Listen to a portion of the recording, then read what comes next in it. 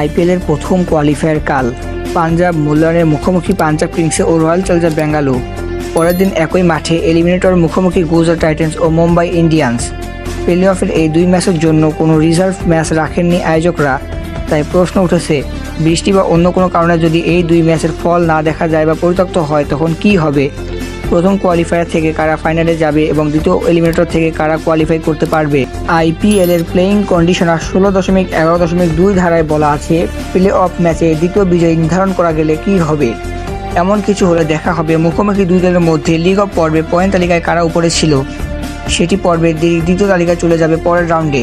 অর্থাৎ কাল কোয়ালিফায়ার যদি পরিত্যক্ত হয় তবে ফাইনালে উঠে যাবে পাঞ্জাব, কারণ লিগ পর্বটা সপ্তাহের উপরে থেকে শেষ করেছে পাঞ্জাব। সে কারণে লিগ পর্ব দ্বিতীয় হওয়ার বেঙ্গালুরু খেলতে হবে আরেকটি কোয়ালিফায়ার। এলিমিনেটর ম্যাচ পরিত্যক্ত হলে বাদ পড়বে এই লিগে চতুর্থ হওয়া মুম্বাই ইন্ডিয়ান্স, আর দ্বিতীয় কোয়ালিফায়ার উঠে যাবে গুজরাট টাইটান্স।